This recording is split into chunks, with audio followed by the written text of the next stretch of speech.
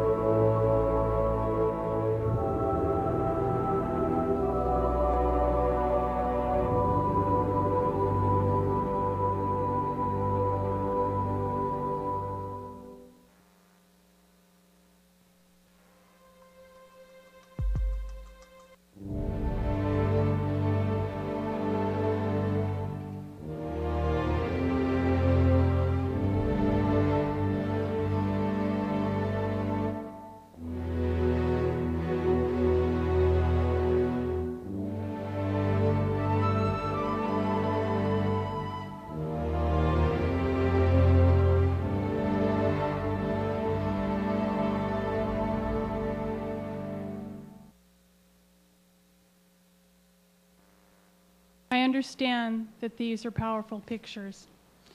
And I can only tell you that many of these pictures I took myself. And the feeling that you have from being back there is just something that makes you passionate about helping others to save their lives. And that's why I'm here this evening. Truly, I'm not trying to scare your socks off, but I am trying to reality your socks off. You all know that when you have a large earthquake, that means there's no power, probably, no phones, and that our 911 system, our first responders, our hospitals, they're probably all going to be overwhelmed.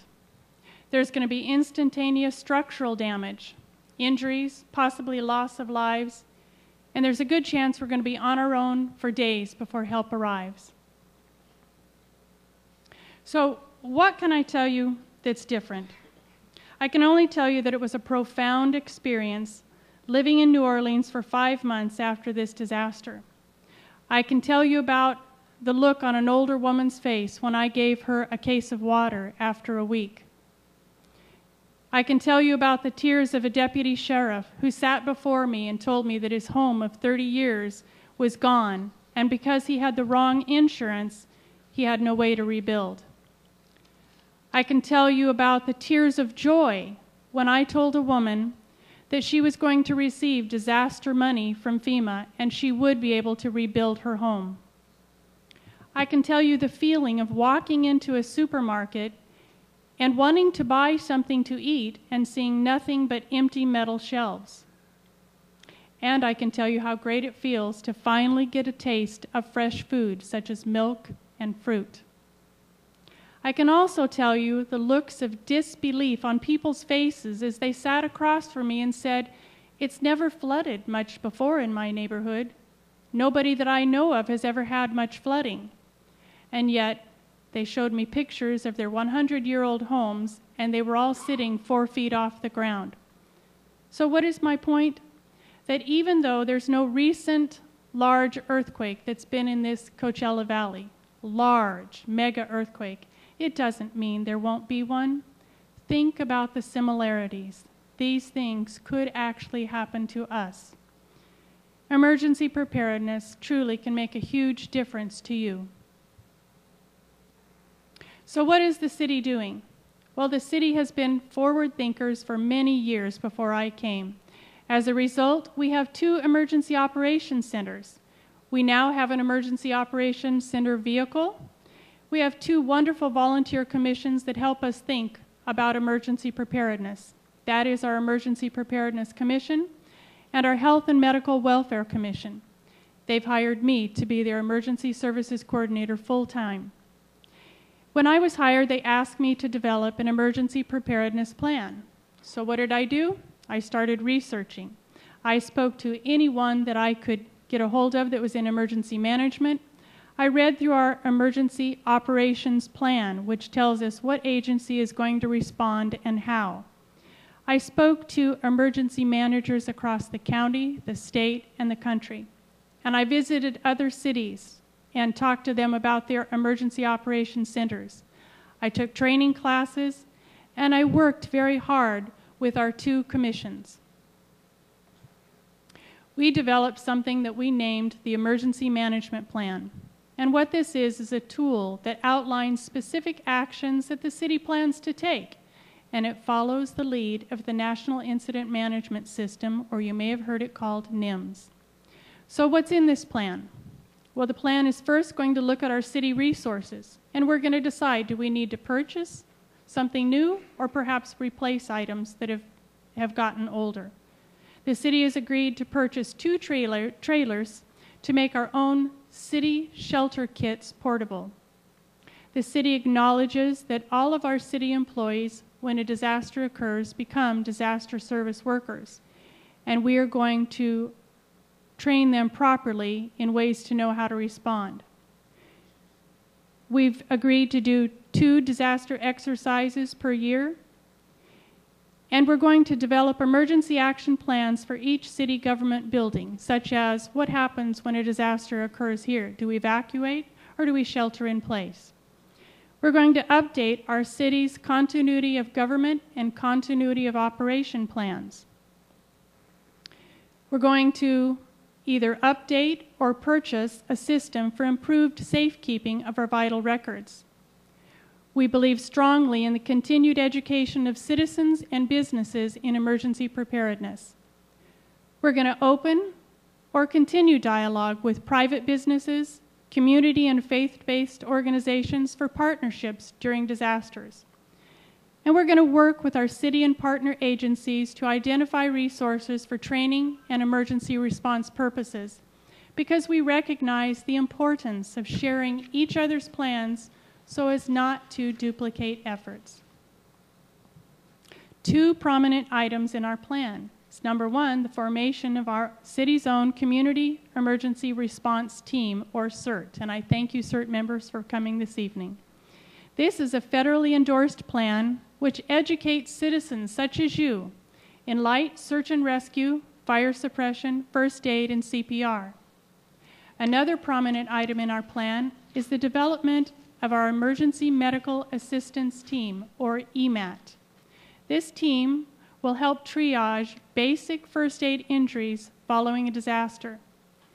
It'll be staffed by volunteer medical professionals, CERT members, and city staff who have become disaster service workers.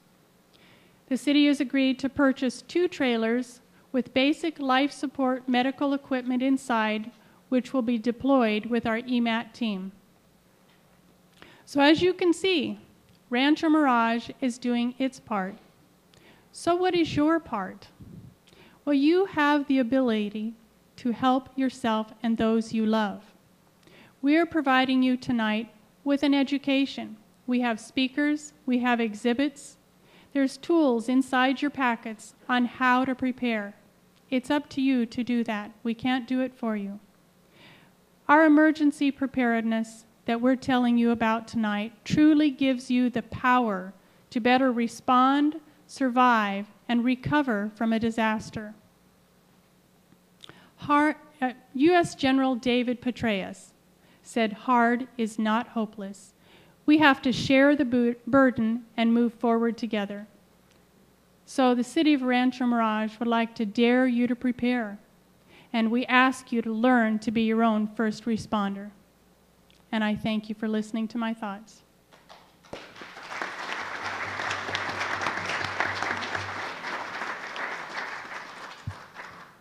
Thank you very much.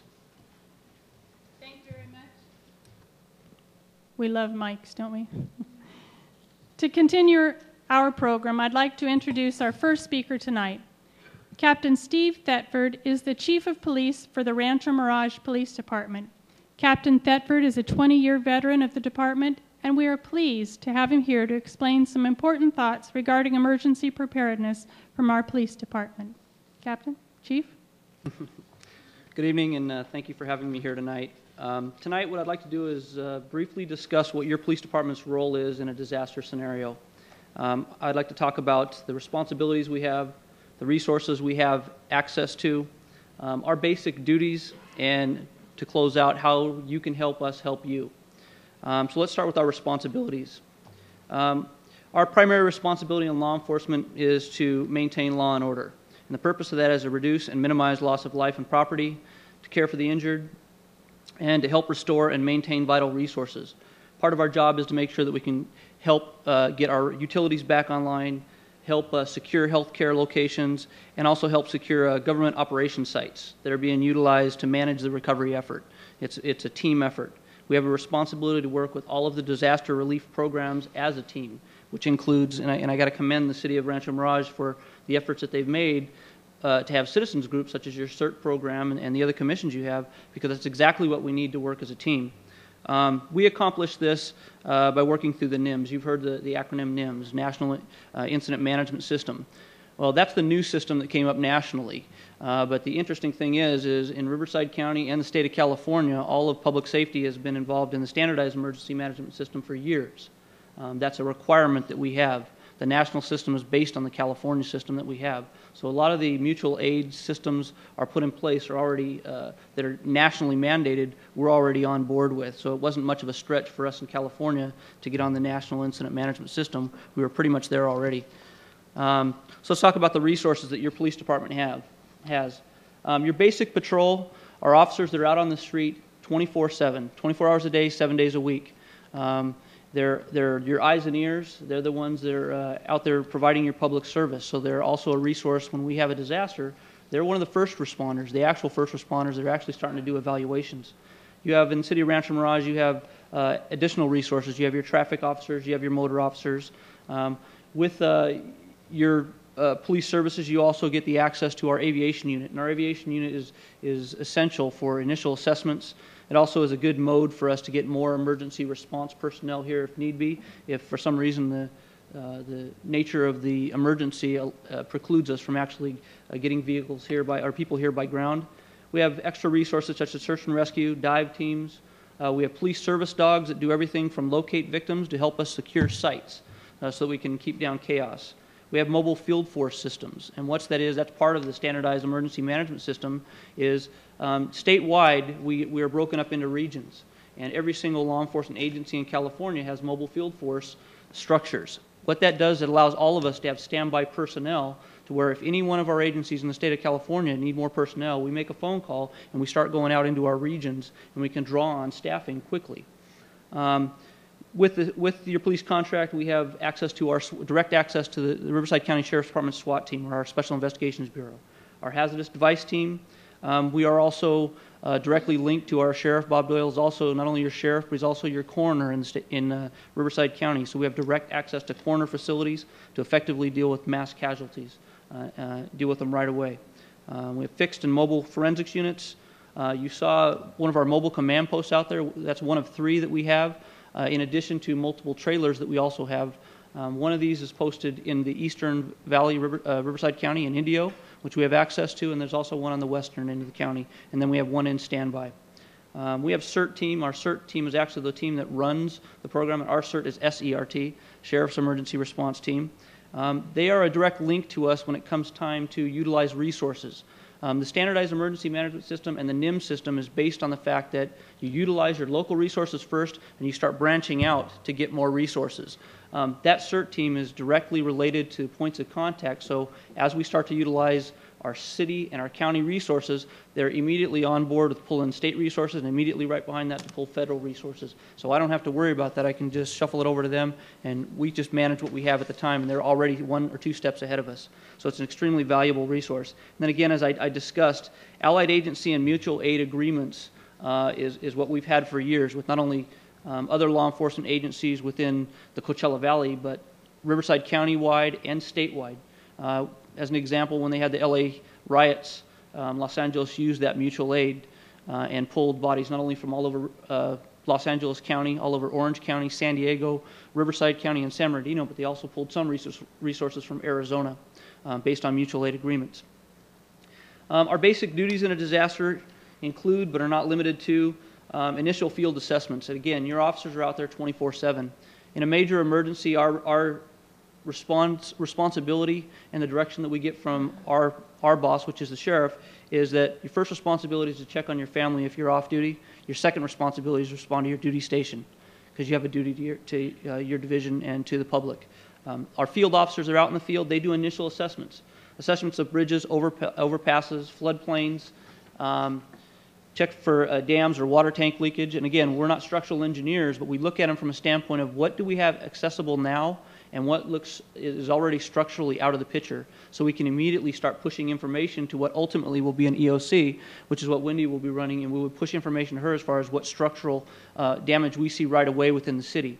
So you have real-time information right now with the officers that are out there, and they're trained in that.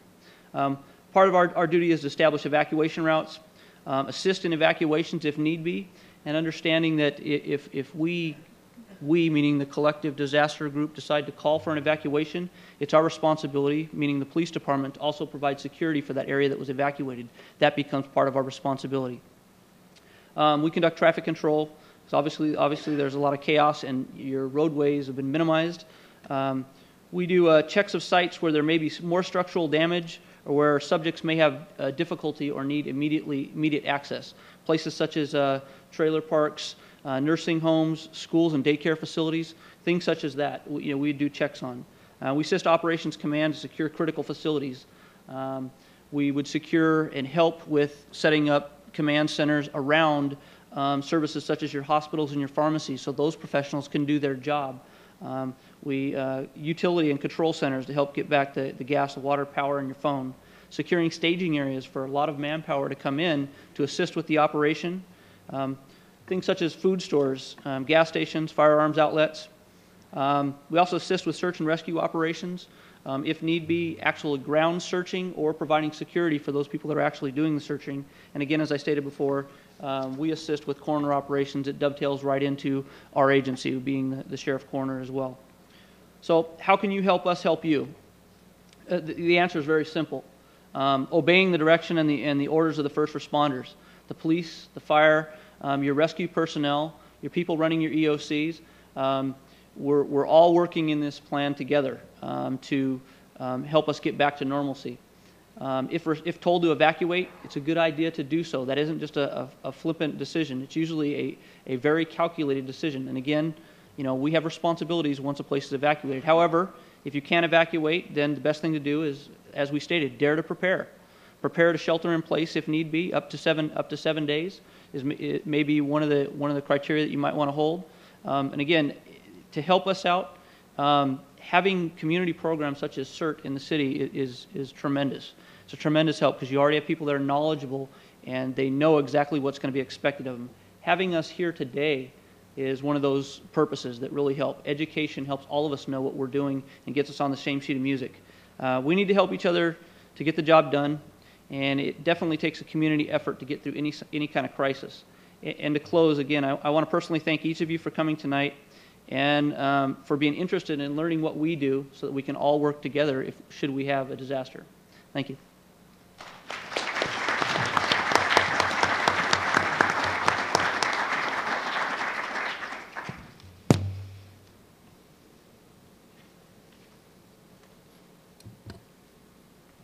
Thank you, Chief Thetford.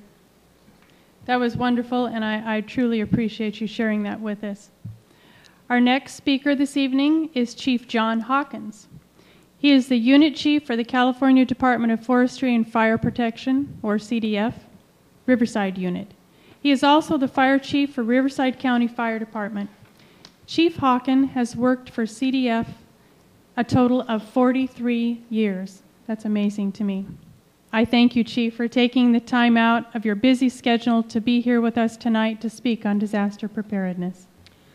Thank you very much, Wendy. It's an honor to be here before the residents of Rancho Mirage and to be able to talk about a subject that's very dear to our heart, and that's emergency preparedness.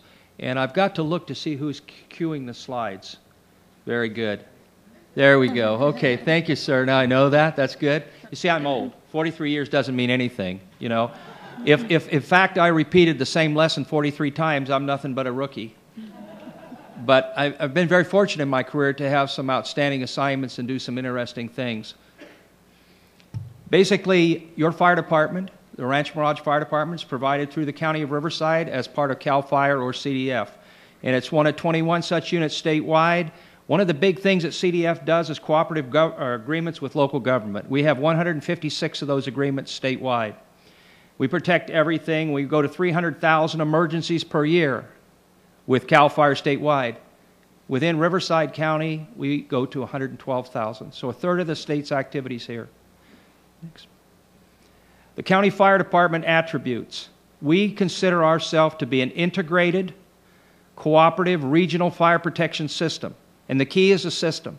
What the system is all about is the contributions of the city, such as the city of Rancho Mirage, the county of Riverside, and the state of California. The system is only as strong as those components. We run a system just like the Riverside County Sheriffs run. And it works very well because you have economies of scales and major resources to draw on for emergency. The fire protection, next one, please. Basically, within the fire department, we have three primary components. Fire protection, the County Office of Emergency Services. Mary Moreland will follow me and speak on that regard, and our support services.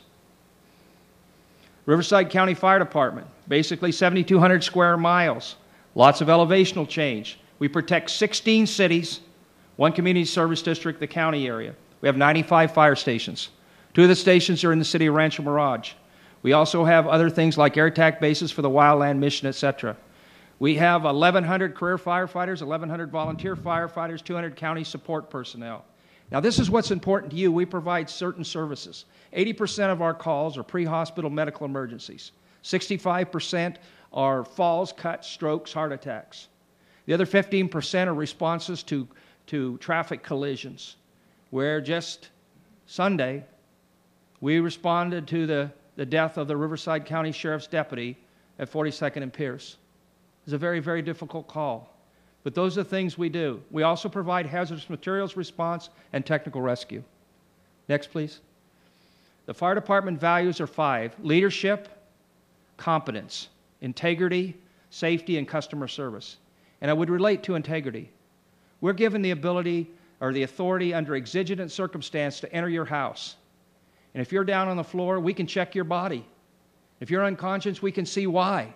We're given freedoms or authorities that the Constitution protects everyone else from doing.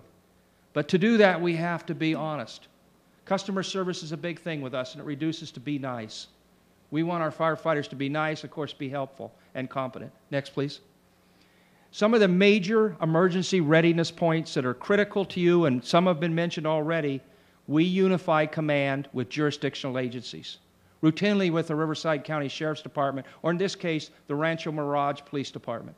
And I would only offer to you that during the Esperanza fire, October 26th of last fall, we, along with the Riverside County Sheriff's Department, responded to a very serious fire. You may not know, but the deputies, in the middle of the night when most people are sleeping, are going door to door in Twin Pines and doing what we call clean out the residence. Knock, you got to go. What? Wake up, you got to go. And even though 5 wonderful firefighters died there, please reflect on the fact there were no civilian deaths. And that was a fire in the middle of the night that moved very quickly. The point being here is we unify command with the sheriff. We set up our command posts directly together. We develop the same incident objectives. We communicate. We do not do the things that were incorrectly done at Katrina. We try to be on the same wavelength. We have large emergency command and support personnel. And if there's a major emergency here, we have the ability through our statewide organization to bring in incident command teams that regularly manage or command major emergencies. The County Emergency Services Department is part of the fire department. So we work together. We have 3 command posts also. One is committed as a mobile emergency operating center. Mary Moreland will talk about that. We think that when we work in these kind of major emergencies, that the following 3 C words are critical: coordination, communication, and collaboration with other agencies. We also subscribe to NIMS and SEMS. Just a note, some of you might know, well, how do we get these things? The reason we have SEMS is the law of catastrophic reform. You won't find that in the book. That's just a very informal term. Senator Nicholas Petrus's house burned in the Oakland-Berkeley Hills fire in 1991. Senator Petrus authored the bill called the Petrus Bill, which led to SEMS. Next slide, please. This is one of our fire stations in the west side of the county, just so you can see what we have over there. Next. This is one of our standard structural engines.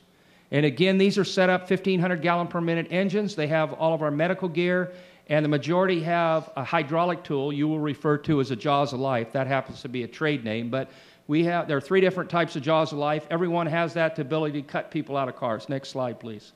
This is our Fire Station 50, South Rancho Mirage. You passed that, maybe coming here, and the location is given. At this particular station, we run a medic engine, paramedic assessment engine. There's 1 company officer on board and 2 firefighters at a minimum. Always 3 persons, 1 is a paramedic.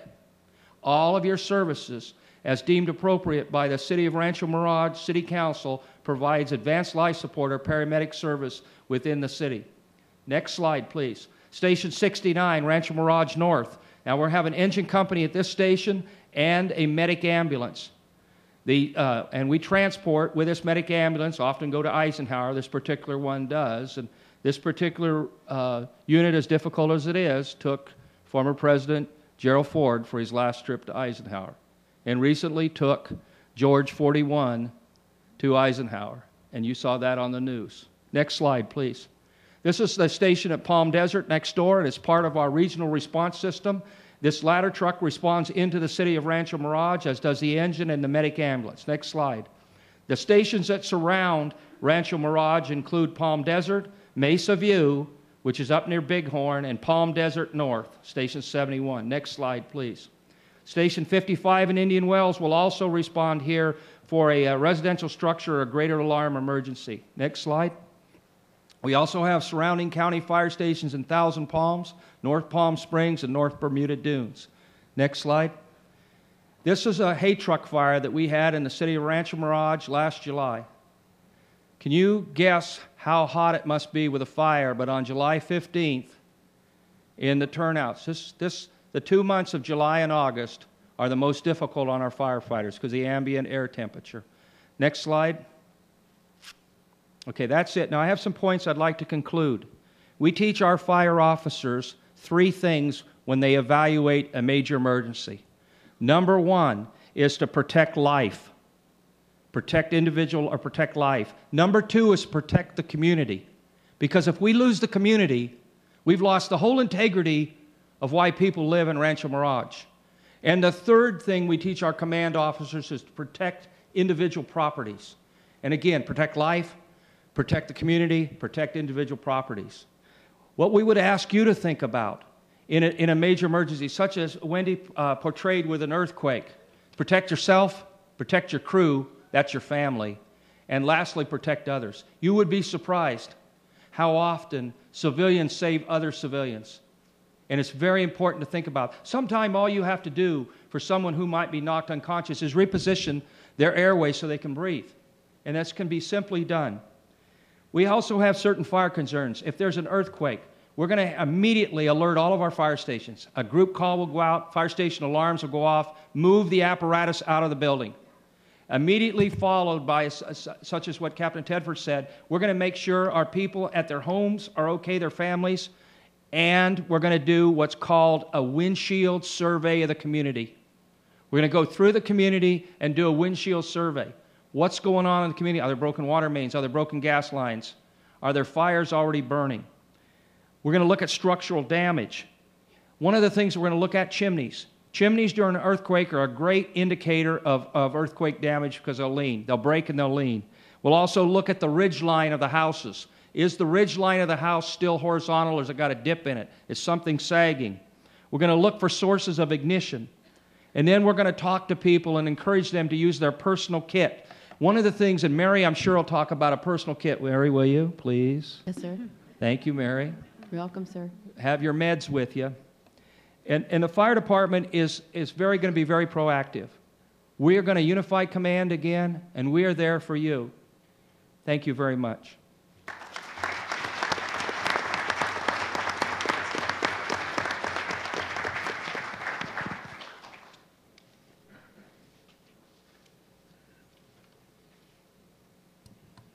You know, it's nice when I have the mayor who will do the microphone for me because I can't quite get it. Thank you so much, Chief Hawkins. That was really enlightening, and I'm so pleased that you were here to speak with us. I'm delighted to introduce to you our next speaker, Mary Moreland. Mary is Deputy Director of Riverside County Fire Department and oversees the County Office of Emergency Services. She's been with Riverside County for 17 years, and we are very pleased to have her here to share some of her wisdom with us. Mary, thank you. Thank you, Wendy. Thank you, Mayor Kite, members of the council, and all the members of the public that are here with us tonight. It's an honor to be in your beautiful city and to share some information with you.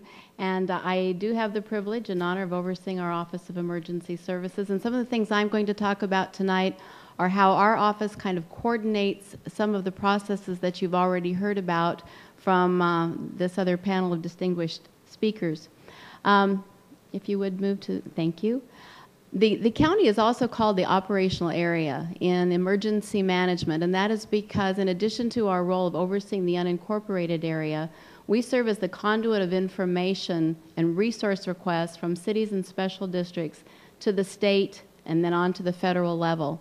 And the state is even broken into regions. And it's one of the reasons that I truly believe that in the state of California, we have a better process in place that's been in place for many years that will hold us in good stead when we do, and it's not if, it's when we do experience another major emergency.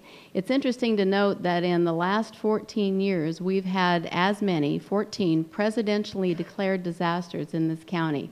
It's kind of amazing. Most people don't realize that. But from earthquakes, fires, floods, pestilence, we always say, what's next? Frogs, or boils, because we just have it all in this wonderful state and in our particular county.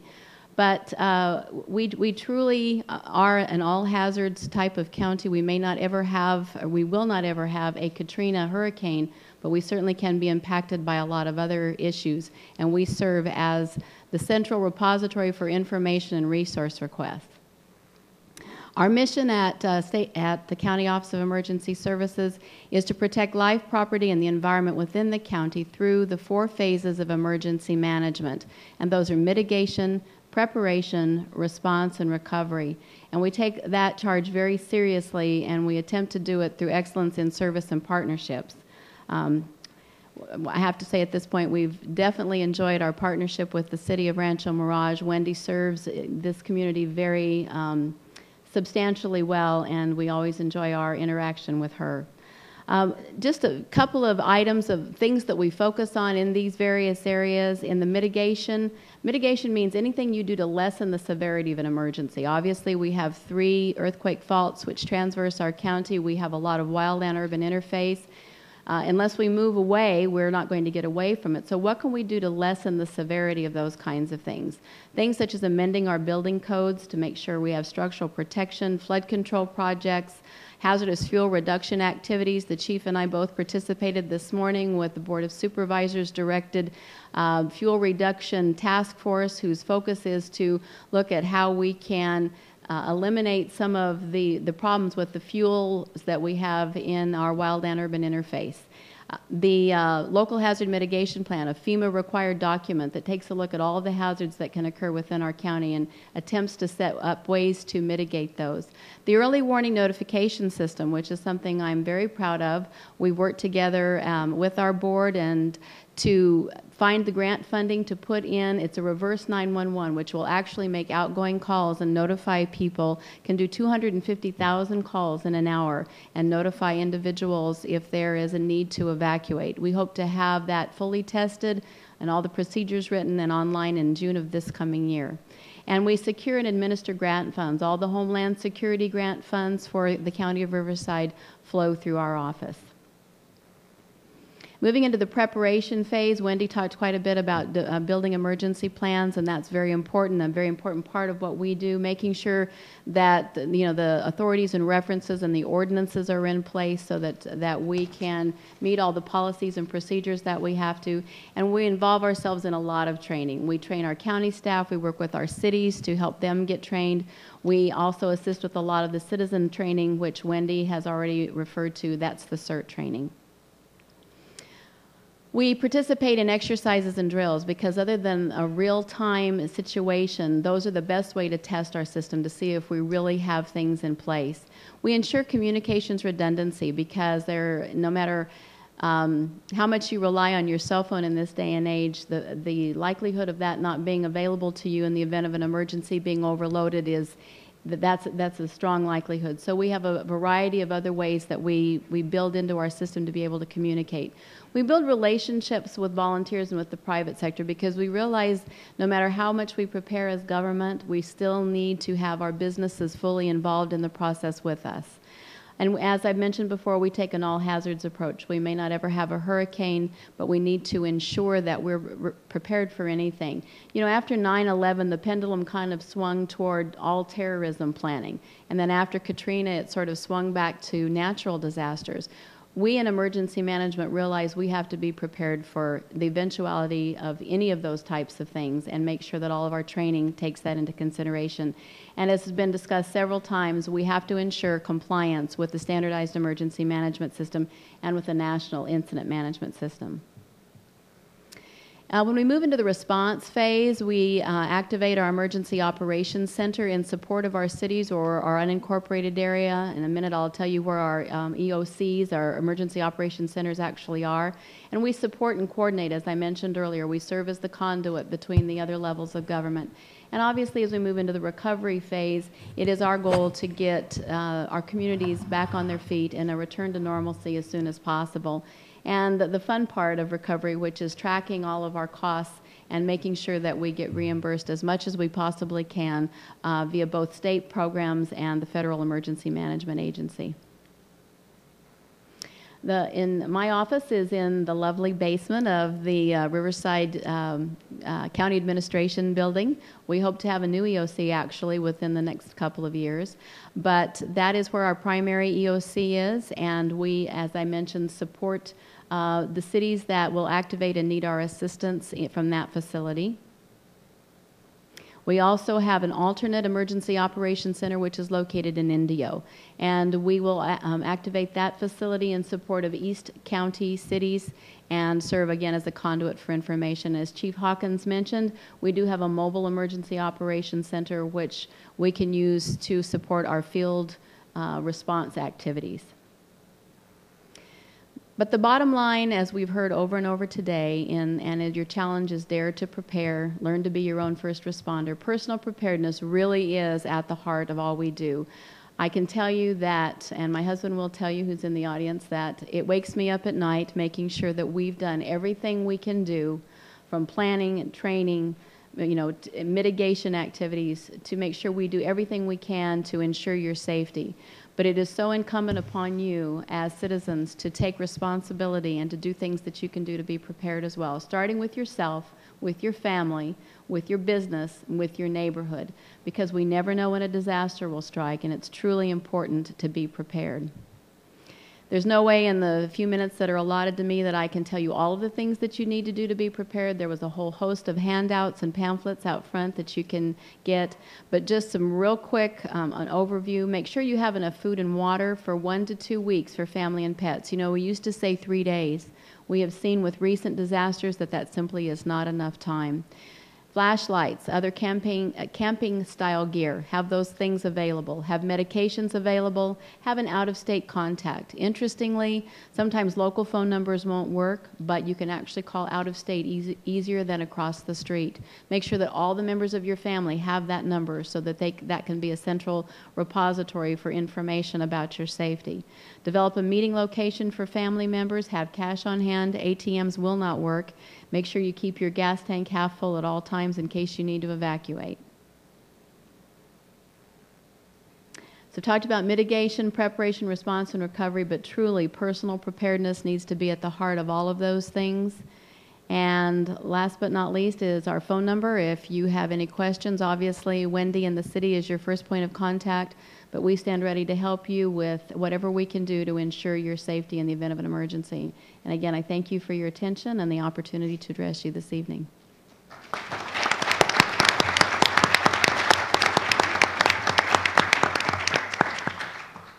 And Mary, I cannot thank you enough for all of that information. It sounds like you've got an awful lot of exciting things in the wings there, and I just can't wait. It's just more resources for us. Wendy. Our next speaker tonight is Corey Ide. Corey is the response manager for the Riverside County chapter of the American Red Cross. He's been with the chapter for just under a year and has recently taken on the responsibility of the entire county. I know, Corey, that your schedule is also very busy, and I want to thank you as well for coming out tonight to speak and for bringing all of the equipment which you did out in the parking lot. Thank you. Well, thank you, Wendy, and thank you all for letting me be here tonight. This is definitely an exciting evening with lots of valuable resources and information from all parties involved.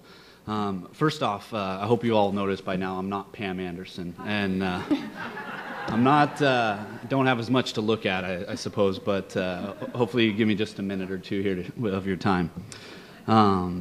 There are a lot of exciting things happening with the Riverside County chapter of American Red Cross. I am the response manager for the entire county. It's a lot of territory to cover, but it is exciting. And especially within these last few months, there's been a lot of change, a lot of positive change, and that gives us room and a lot of mobility to grow.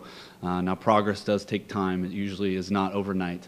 And I think we've seen that, but it is an exciting time. So a few of the things, real quick, because I'd like to keep this brief because we still have quite a bit tonight. But on average, the Riverside County chapter responds to over 300 single-family incidents a year. When I say single-family incidents, I mean single-family fires, structure fires that take place all the way from Blythe to Corona down to Temecula. And our folks, our volunteers, are responding to those on an average of 1 per day throughout the county. With that also, our other big area that we deal with is health and safety classes. These are classes that we offer that range from first aid and CPR to AEDs. You can ask Wendy or someone else to give the full explanation of that. I'm still struggling with that word. But health and safety classes go from first aid, CPR, AEDs, to even babysitting, and really community classes that benefit the entire community. So what can you do tonight? Because that's really what this is about. How can you make an impact in this community? How can you make that positive impact and change in your own family and then ultimately the county? A few things is that you prepare yourself. And Mary already spoke about this recently, disaster kits. Disaster kits are key that you are able to respond to your own needs within your own family and within your own context of your next door neighbors. And with that, you need to have your your personal disaster kits.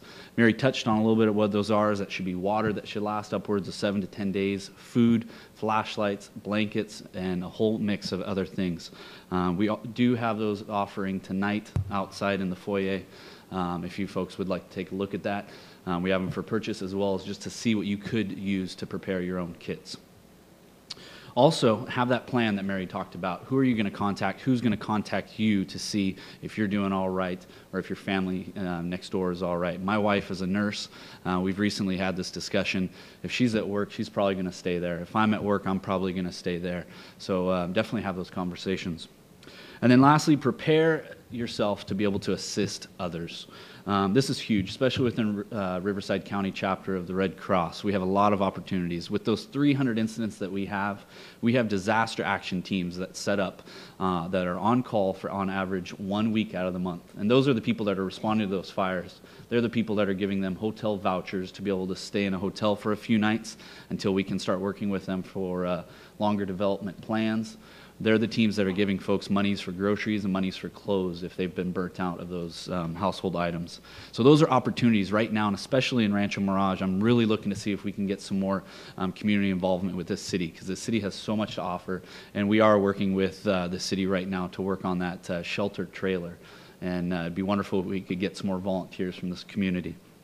Also, we need community liaisons that are going throughout the entire county, and especially with this region right here, the Coachella Valley, to see what other partners, what other resources are available for our chapter, our Red Cross, to partner with, because there's so many.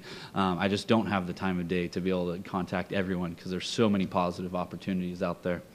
And lastly, volunteer management. With the influx of new people and with people leaving and coming and going, and a lot of the snowbirds from this area. I just talked to a lady that's heading back to Alaska. I'm so jealous. But with that, volunteer management is key. Being able to make sure records and resources are available to those volunteers, making sure that they're progressing every day and every month to something better and improving their skills. So right now we have a lot of materials outside you folks can take a look at with our regional contact information, and definitely just take this moment and this evening and run with it and definitely make that positive impact with your community. So thank you so much.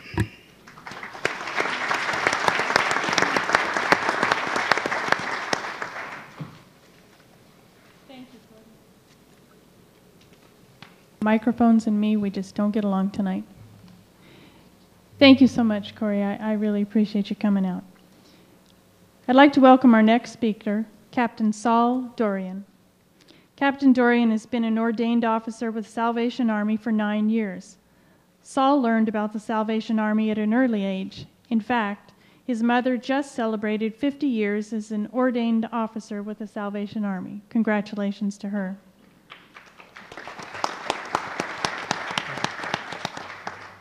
Thank you, Captain, for coming tonight. And also thank you for your demonstration of your mobile kitchen by serving hot dogs tonight.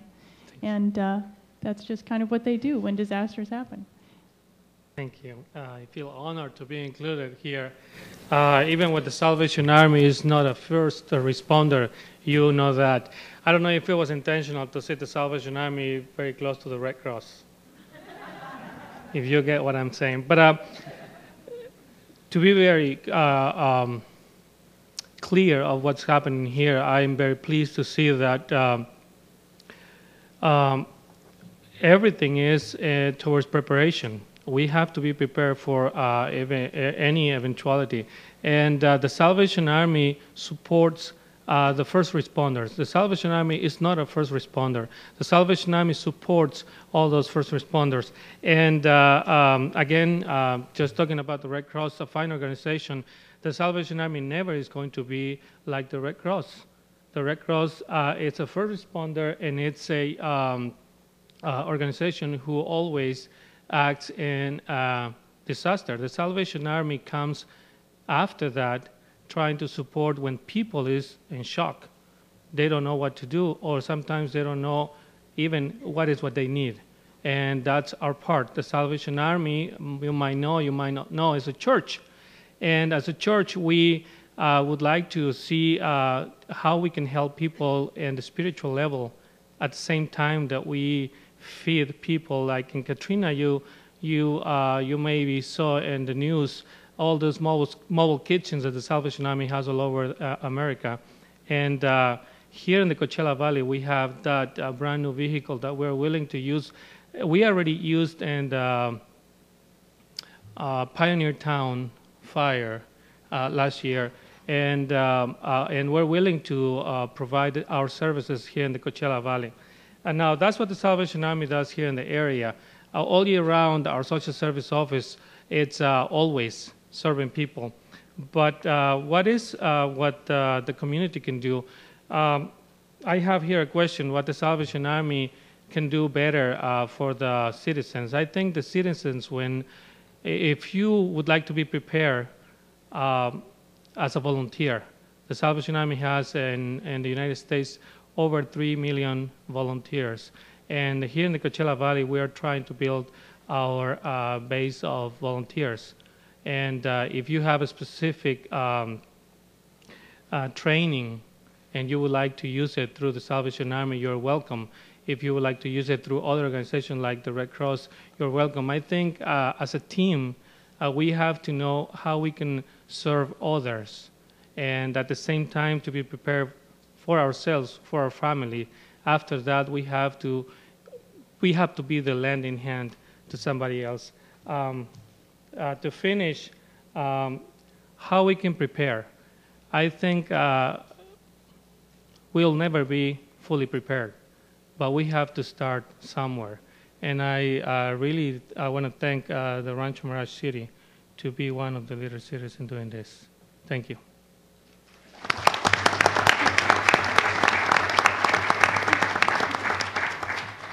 Thank you, Captain Dorian. I'd like to introduce Dick Perry. Dick Perry is a retired Assistant Chief of Ventura County Fire Department. He retired after 34 years of service. Dick is also the chair for our Emergency Preparedness Commission. He's like a big right arm for me, and I thank you, Dick, for that.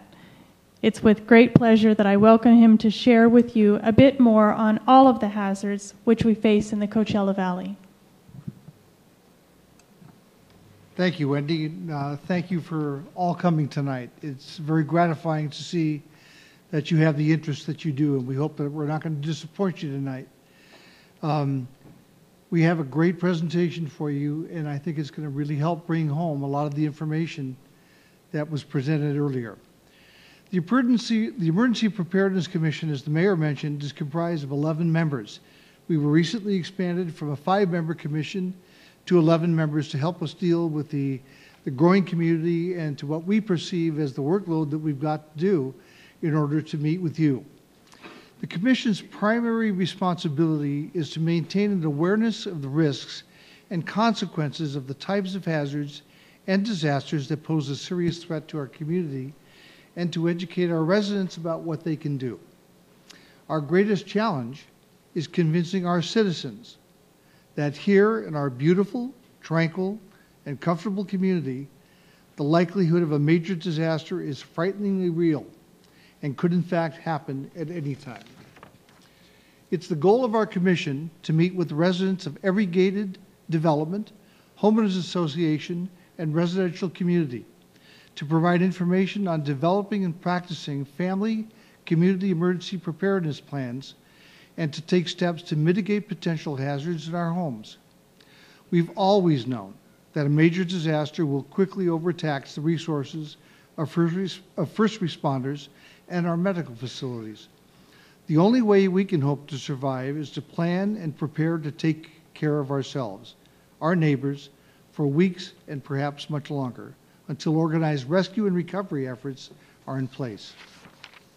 I think we're all speaking the same message. The emergency preparedness team must be prepared to deal with the potential of any major risk that threaten our community. Incidents involving mass casualties, major fires, serious flooding, hazardous material spills, transportation accidents in the air or on the ground, while certainly devastating, are generally of short duration and recovery is fairly quick. Acts of physical terrorism, bioterrorism, or other health emergencies such as a pandemic can be of longer duration. We must and do consider and plan for all risks. As Californians, we all know that we live in earthquake country.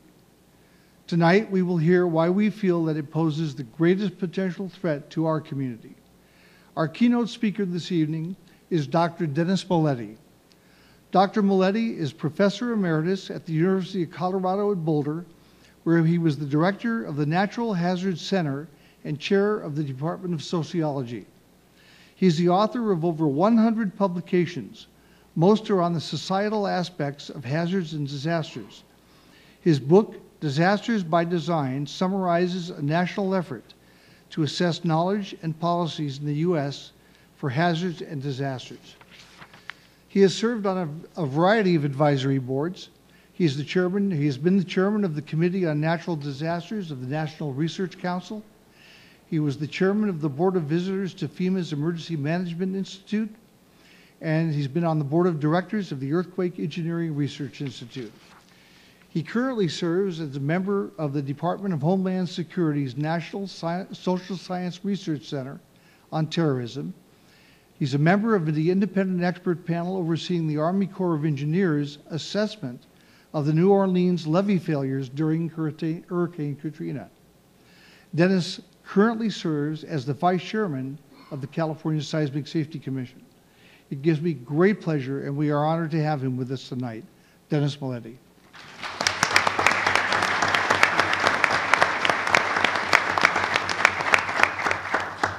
Thank you and good evening. I want to explain why I came to stand at this podium. I was a university professor for 30 years, and I can't talk while I'm sitting down. And I also want to make sure you understand that I'm not here tonight as a member of your state Seismic Safety Commission or as an appointee of the governor. I'm here tonight because I live in Rancho Mirage. I came to talk to my neighbors and the people I love.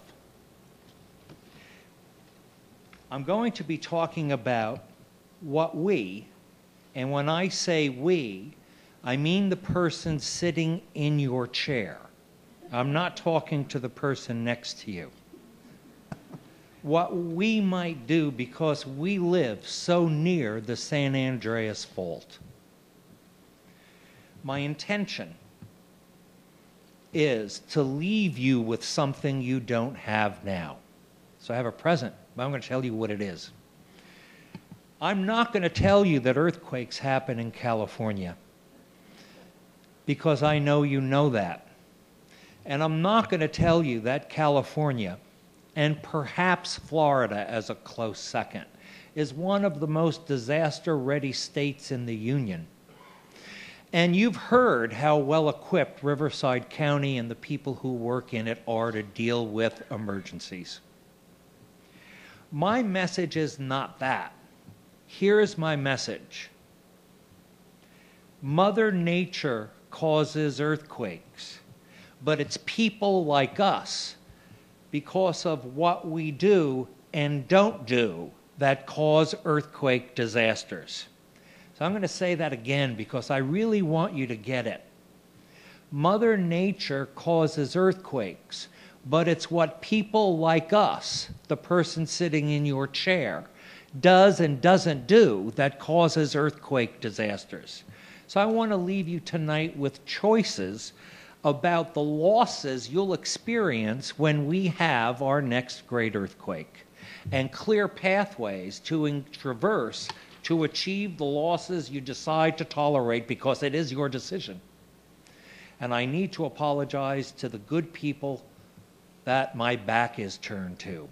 Can you imagine not facing the mayor of your city? So I apologize, but that's how it's going to be. There are 3 kinds of earthquakes. 3 kinds of earthquakes. Now remember, I'm not a seismologist or a geologist. I'm a social psychologist, actually. However, I'm here to tell you it's about people. There are 3 kinds of earthquakes. The first kind of earthquake is the kind of earthquake we'd refer to as an earthquake emergency. We're really good in this country at responding to emergencies.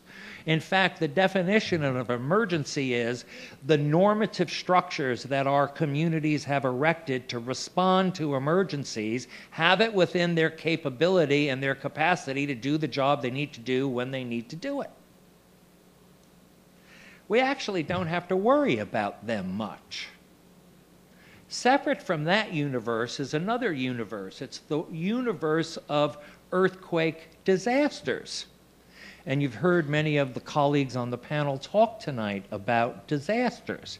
Disasters are, by definition, the local structures that, like fire and police, etc., that our society maintains to respond to disasters, have their capacities exceeded. And when that happens, you call on others at the county level or at the next community over to bring in resources from the outside to help you. That's a very clever approach. But I'm not going to talk about that either. I'm actually here to talk about earthquake mega disasters. Now let me describe what an earthquake mega disaster is. All capacities of all emergency organizations are exceeded. All capabilities of emergency response organizations are ineffective. Convergence from the outside by others who might be able to help cannot occur. And in fact, we're on our own. Who's on their own? The person sitting in your chair. Do I have your attention yet?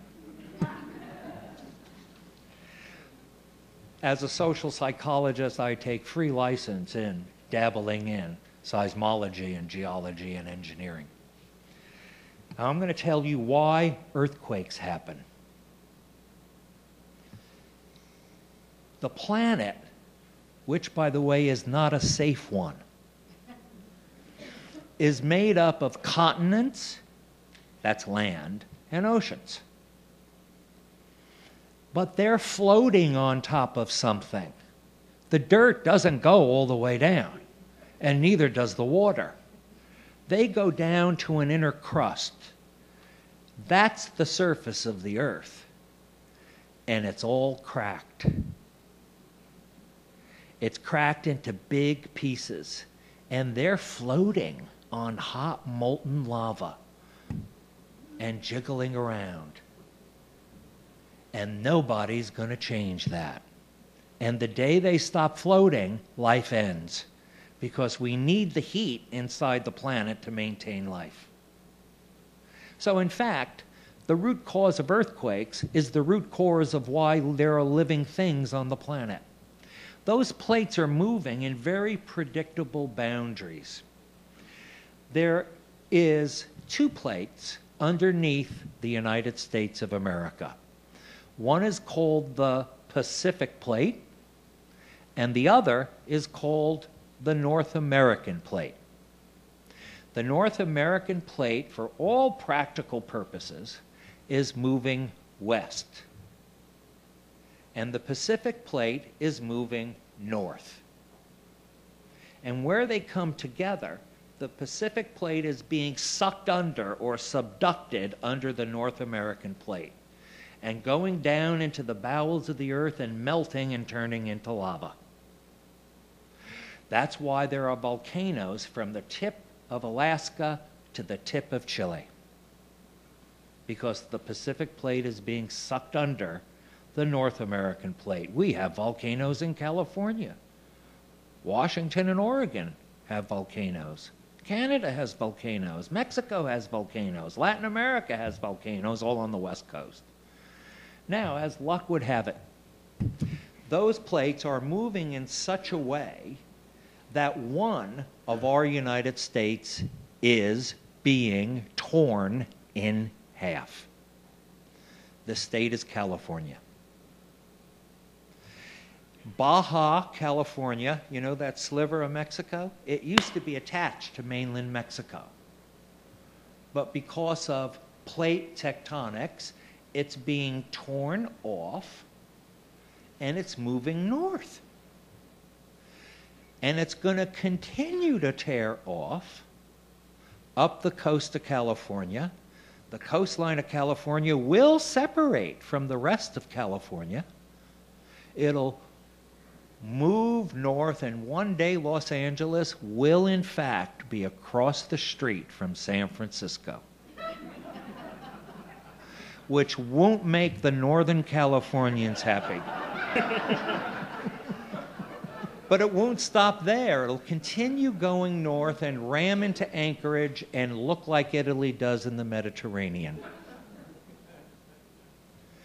Now, that plate boundary is referred to by many names.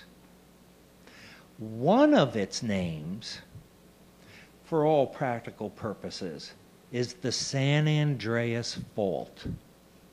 So for all practical purposes, the North American Plate goes from the San Andreas Fault to the middle of the Atlantic Ocean, and from the San Andreas Fault to Japan to define the space of the Pacific Plate.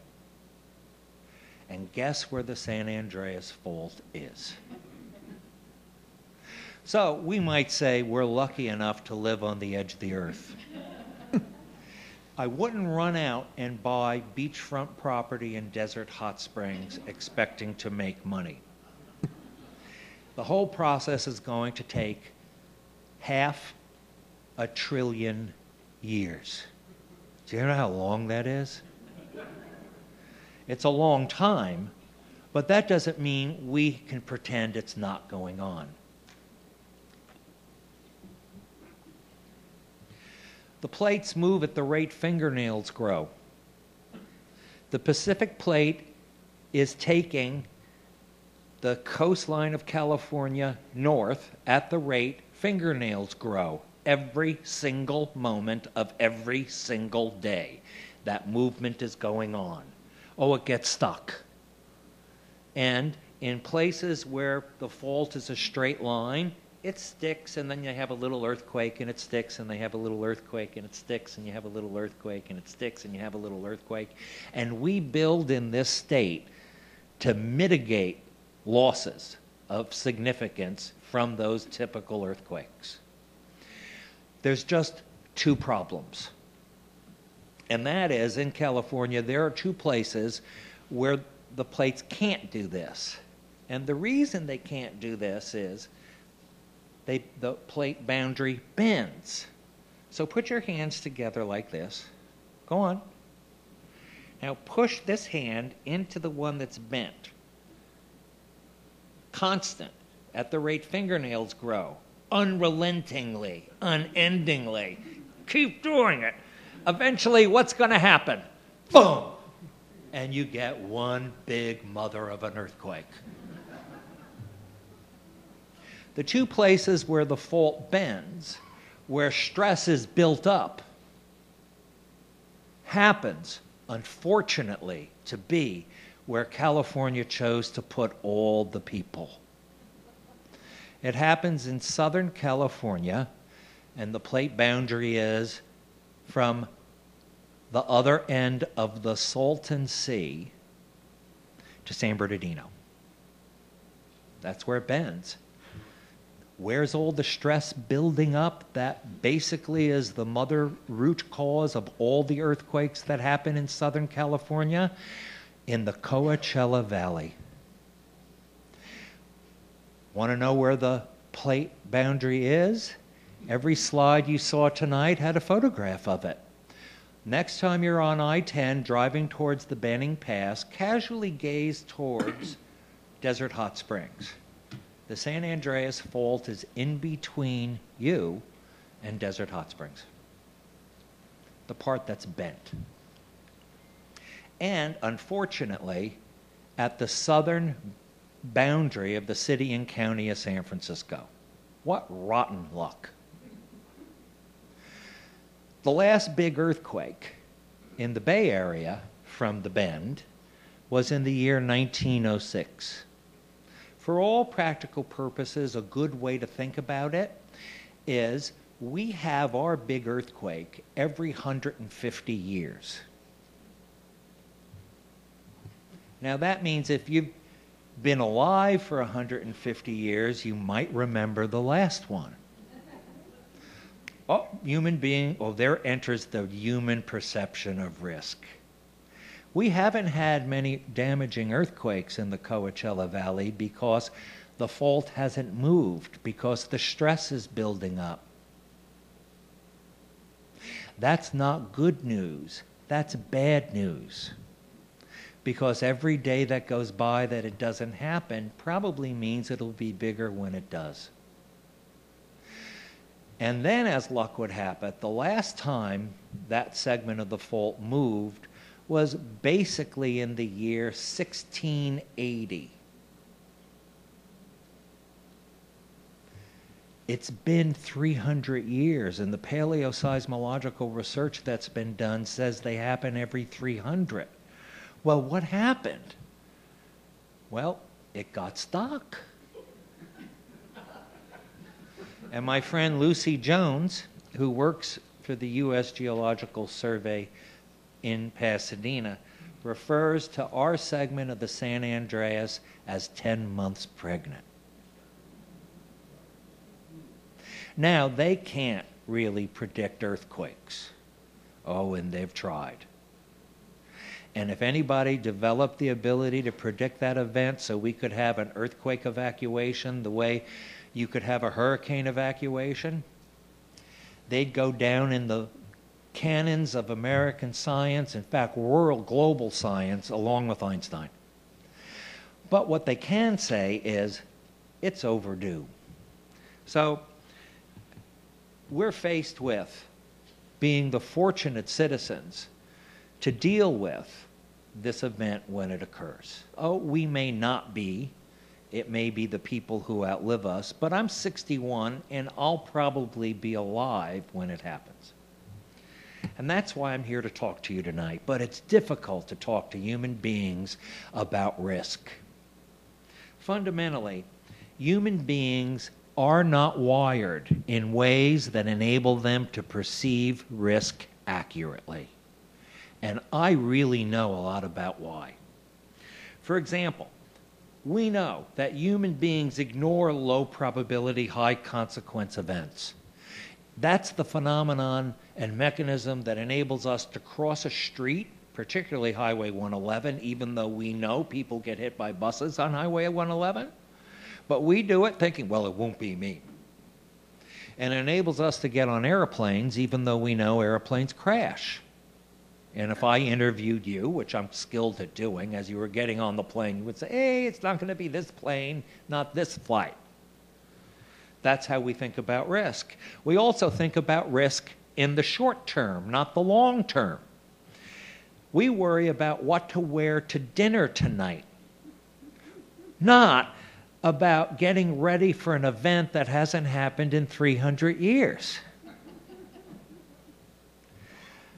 We think about profits in a 3-month business quarter, not about spending money to mitigate losses for something that may not happen in our lifetime, and you really can't ask more for your property when you sell it because it's earthquake safe. It's not in vogue. And we live in a society that's risk reactive. We react to risk after it occurs. Let me give you an example. We recently plotted, I commissioned, well, that's what commissioners do, that someone cataloged the 200 pieces of legislation in the state of California for seismic safety from 1906 to 2006. We did a timeline. 99% of the pieces of legislation in your state to create for seismic safety happened within several months of earthquakes. You want to know why? It's the only time the legislature's interested in it. They're human beings too. It's not that they're bad people, they're just people. And we're even all wired to selectively pick out of our social environments things we like and ignore things we don't. We selectively choose risk information that, in essence, tells us we're safe. I don't have to worry. Any of you old enough to remember Alfred E. Newman on the cover of Mad magazine? What, me worry? The bottom line is that when it comes to human beings like us, we're victims of our preferred perceptions. So the first critical step in talking with neighbors and loved ones about things like earthquakes that haven't happened in 300 years is to tell people that our biggest obstacle to seismic safety is you. You have to break through how your humanity has wired you. I have some steps I'm recommending tonight. I'm recommending to my city, and I have no problem telling city councils and mayors what to do. I have certainly no problem telling loved ones what to do, and I have no problem telling friends what to do. Our government, our residents, and our businesses must acknowledge, own, embrace as their own our earthquake risk, for it is substantial. Don't turn your back on it. Don't be that you'd prefer it didn't really exist, so you ignore it. Embrace it. It's not a safe planet. It never was. It never will be. And I don't recommend moving Rancho Mirage to Phoenix. We have the land and we have the planet that we got. And our preferences and personal beliefs and attitudes aren't going to change that. Our community is riddled with myths and misperceptions that I've been writing down and recording since I moved here. Do you want to know the sorts of things I've heard? I've heard things like, we don't have to worry about earthquakes in the Coachella Valley. Everything's built on sand, and that softens the shaking. That's not true. Sand makes the shaking worse. A realtor told me that.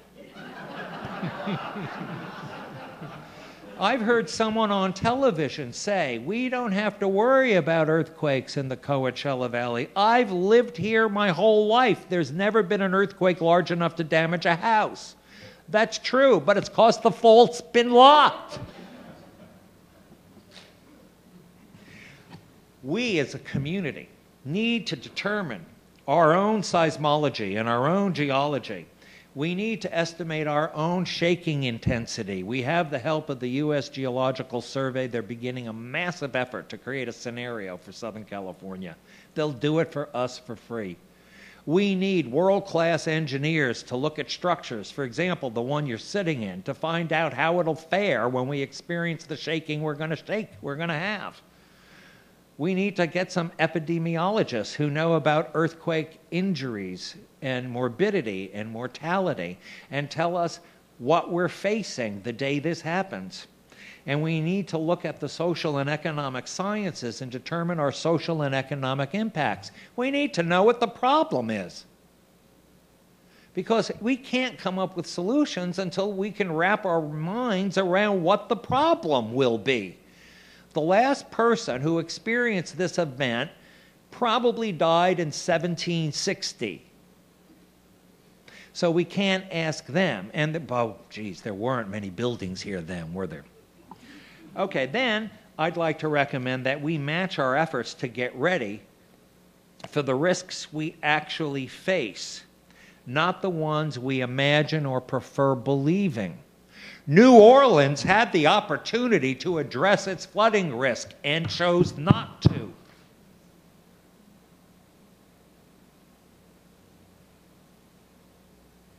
We have the opportunity before our Katrina to manage our losses. We are one of the most affluent, best educated communities in Southern California. If we can't do this, who can? We need to put policies and practices in place and appropriate funding for our efforts. I learned tonight that Riverside County has 2 mobile emergency operations centers. That's not enough. We're facing this earthquake and our county only has 2? We need 20. And given the property taxes that we all pay, I think the county can afford it. So who do we talk to?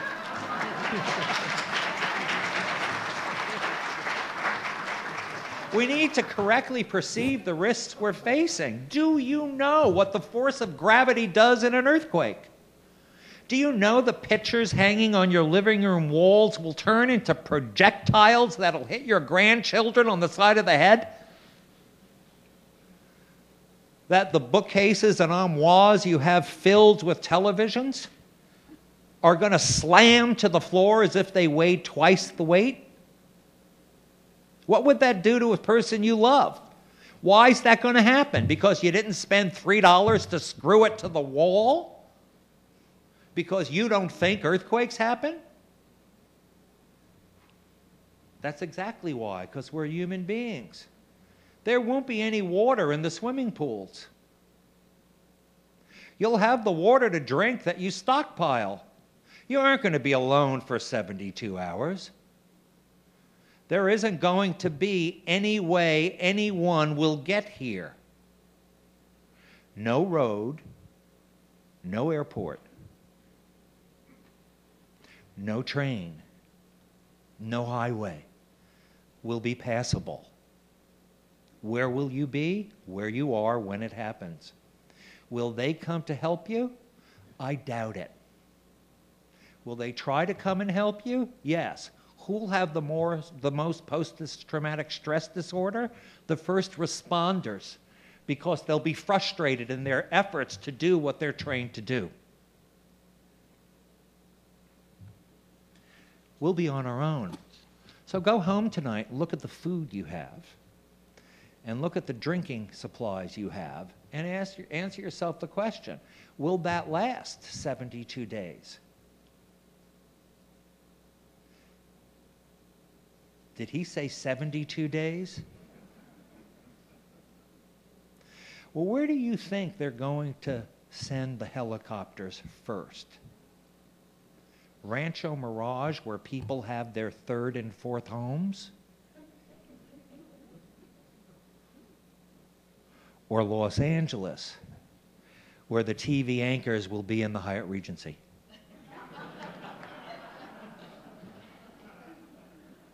Step 2, we as a community need to use all the tools that are available to us to manage risk, and there are many. You've heard tonight about mitigation. One approach to dealing with seismic losses is land use. Did you know there are some places that shake more than other places? Maybe the places that shake a lot we shouldn't build on? Or put the warehouses there?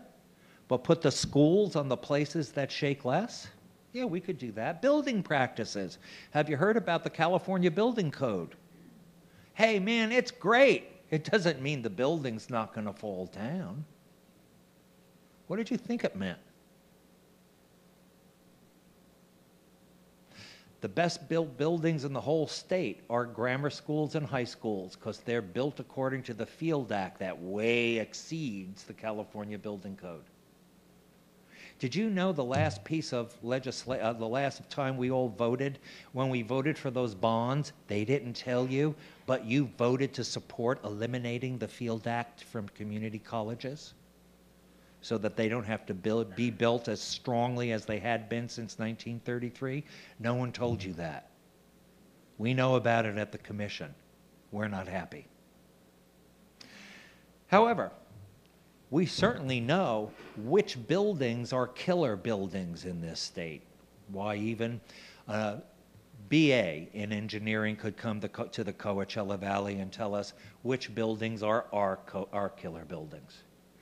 I don't want to speculate on which ones they are. We hardly have any high-rises in the Coachella Valley. But some of our buildings might be more important than others. Which ones do you think would be the most important? The Eisenhower Medical Complex. Another whole approach is business, household, and business mitigations. Many things that people can do. Preparedness planning. Does the city have a preparedness plan in place to respond to an earthquake prediction if this event is predicted? What if they detect it 72 hours ahead of time and predict it? What are we going to do? What are you going to say? Going to make it up on the fly? Don't have to. We could prepare for how we're going to manage that information. After the event occurs, people, 95% of the victims rescued in earthquakes are rescued by other victims. And what they need are gloves and crowbars. Are we ready to go on the radio, if radios are still working, and tell people how to use a crowbar? Do you know how to use a crowbar? I don't know how to use a crowbar. We need to adopt innovative community preparedness. Most organized emergency preparedness is based on the notion, really, that citizens in disasters are problems, organizations are the solution. And please forgive me, I'm not discrediting anybody. We need for organizations to prepare, but it's typically the other way around. Citizens are part of the solution in disasters. Organizations become the problem. We need innovative preparedness that presumes organizations aren't going to be able to function, and we need to capitalize on our citizens. They'll be responding anyway. So, we need to leverage resources that work. That's another way of dealing with things. I'm going to say in front of the mayor and the city council, give Wendy more money to spend on fancy lunches so she can develop partnerships with businesses and other entities to get them on board as part of a community responding to getting ready for this event, not something that her office does alone. The fire department, the police department, the Salvation Army, and emergency services is not enough. We need everybody else helping. And that happens because you buy people lunch at five-star restaurants. And we need to provide public education in a way that can break through the background noise that is ongoing everyday life. We need to get through to our citizens. We need to educate them about where to go and what to do. We understand that process. We know how to do it. We've had major experiments in the state of California where we've targeted certain populations, broke through the background noise, and actually dramatically increased household preparedness and mitigation. We've actually done that. We need to do that statewide, but we especially need to do it in the Coachella Valley. And we need to have our elected officials and the people who represent us in our local government adopt goals that Rancho Mirage can work toward. And the best goals are the ones that can never really be achieved because they give you a purpose to wake up every morning. So I'd like to propose some citywide goals for people to consider. Why? Why not? Because I have your attention. Here's a goal. Houses and businesses are insured or self-insured against earthquake losses, so our community has the money to rebuild when this event occurs. That building permits that are issued down the hall are issued with due consideration of earthquake losses associated with the structure that's going to be built and how they might be mitigated so we don't make the problem worse. Next goal, identify the retrofit our killer buildings and essential structures.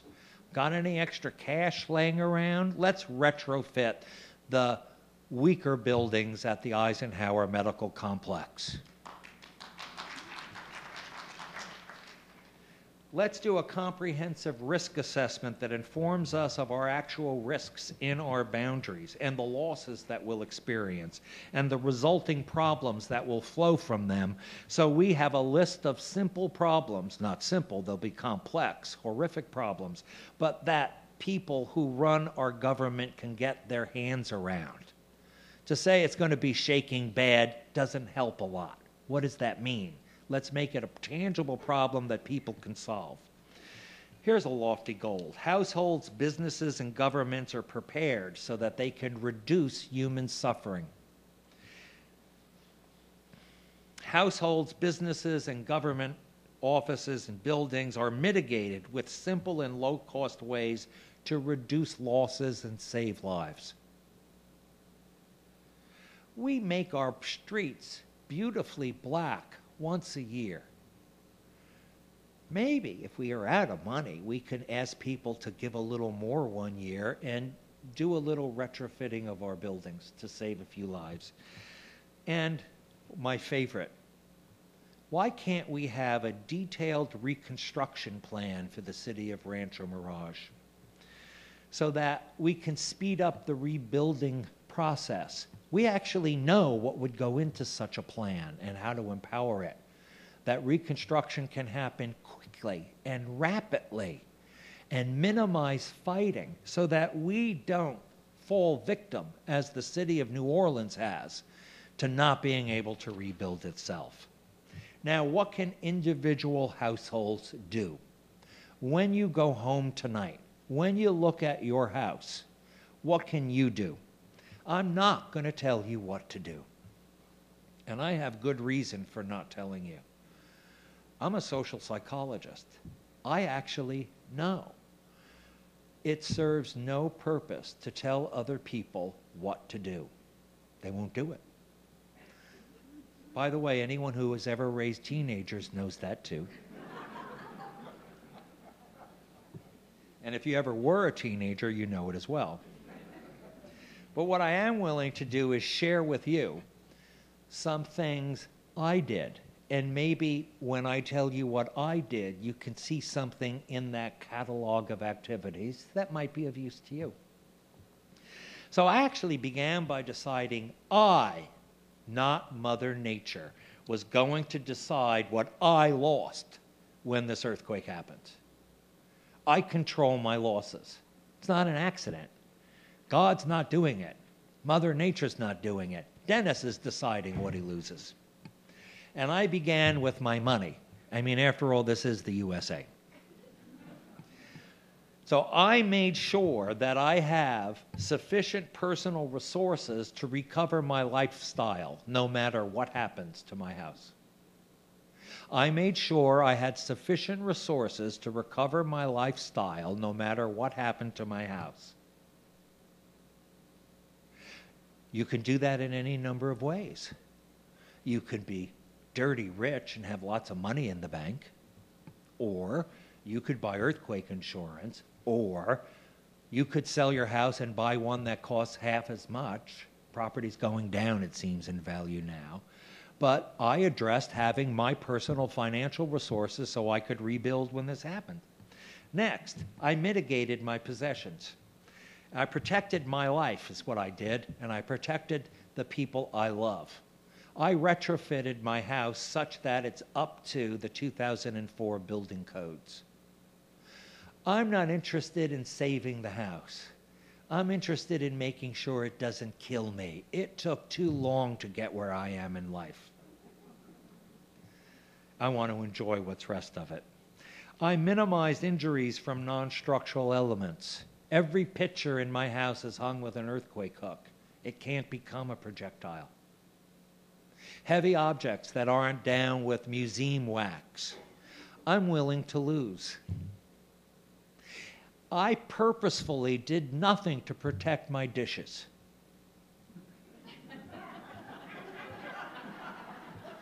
I decided if I go through this earthquake, I deserve new dishes. But I did bolt my armoires and bookcases to the wall so they don't fall down and kill someone. And I got prepared. I got prepared so that I could survive the day after and beyond. Now, how did I do that? I began by shopping at Costco. Because if you shop at Costco, you're going to have a lot of everything. And tonight I bought 2 emergency kits from the people selling at the Red Cross for the trunks of our cars. And I buy more things than I need every time I go shopping. So I don't have 6 cans of tuna fish. I have 18. And I don't want to upset the people I'm living with, so I'm slowly building up my supply of canned goods. And I actually thought about it this way. What would I want if the big one happened? I was living here. It was 120 degrees outside. I couldn't go anywhere. There was no electricity. There was none for months. There was no water coming out of the tap. And nobody was coming to help me. What would I want? And then I bought that. So what would you want? Would you want an emergency generator that could run a swamp pump portable cooler to get a breath of cold air on your face? Well, if you would, go get one. You want something to drink? Go get it. They sell it. You don't even have to buy it. Turn on the hose and fill up something. Or strap your hot water heater down with a few more extra straps, because that's 50 gallons of drinkable water. And then I did special considerations about other things I didn't want to lose. I don't want to lose information. I want to know what my medical prescriptions are, so that if I'm lucky enough to encounter a strange doctor, I can maybe get my pills.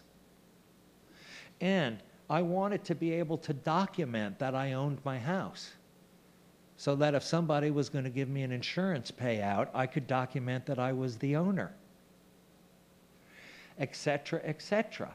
And I took all those documents and I read them through a reader. And have you seen those little flash sticks that you could put in the side of the computer? All our information is on a flash stick.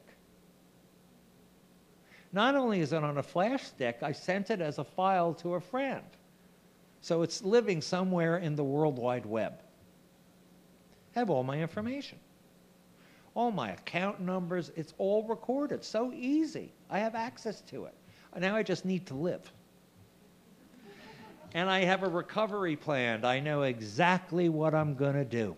I'm going to rebuild the same house in the same place so it looks the same way. Ladies and gentlemen, it was my privilege to spend this time with you this evening. I hope that you got something out of the words that I had to share with you. And I'd like to give you one quick reference and then thank you for your attention. Southern California is about to undergo a new public education campaign. It's called Dare to Prepare. And if you put all those words together and then put .org, you'll access the most competent website in existence about what you can do to get additional information about what actions you can take to save your life, to protect the health and welfare of the people you love, your property, and how to prepare for emergency supplies. Just remember one thing. You have to be alive to use your emergency response kit. And that when this earthquake does happen, it will be the largest earthquake in the history of the state of California. Thank you for your attention. If you have any questions, I'd be happy to answer them.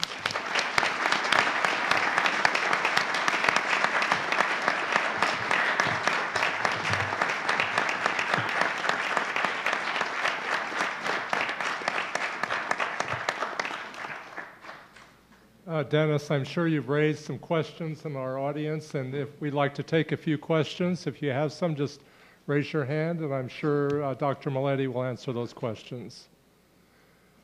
Okay, one back here. Why do you choose to still live here? Why do I live in Rancho Mirage? When I was 6 months old, my mother and father took a journey from New York City to Southern California and fell in love with the place, and then moved back to New York. And for the first 10 years of my life, romanced Southern California. And they talked about the smell of citrus fruit in the air, and the blue skies, and the beautiful roads, and the gorgeous palm trees. And then we moved to California. I grew up in the San Fernando Valley, and it was like that. And then I spent 30 years living in Colorado, wishing and hoping that the day would come when I could go back home. And I looked at Los Angeles, and it didn't look that way anymore. And I came here for a conference, and I saw Rancho Mirage and said, that's Southern California. So I live here because more than risk determines what I want. If Walt Disney built a community, it would be Rancho Mirage. I think it's the most beautiful place on the planet. I love it.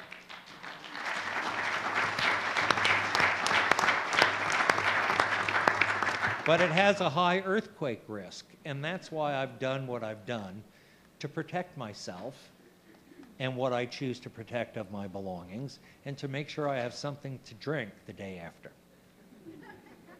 Any other questions? In the front, Alan.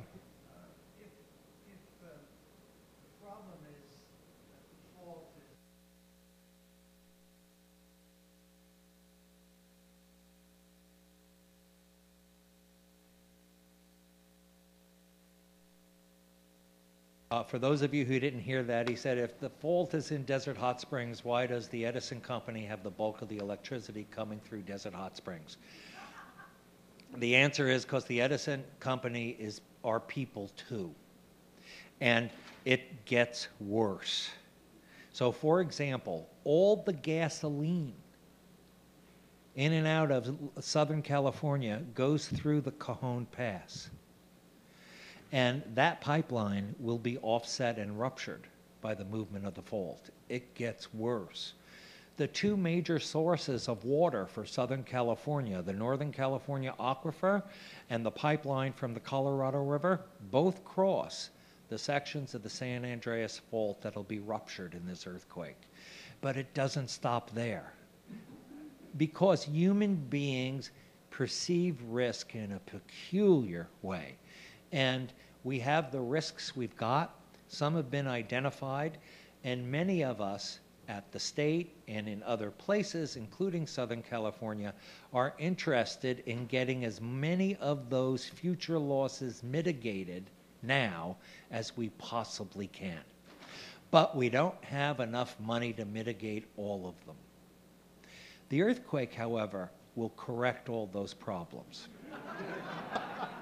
Oh, and I should add that after this earthquake occurs, this will be one of the most earthquake-safe places on the planet. Any other questions?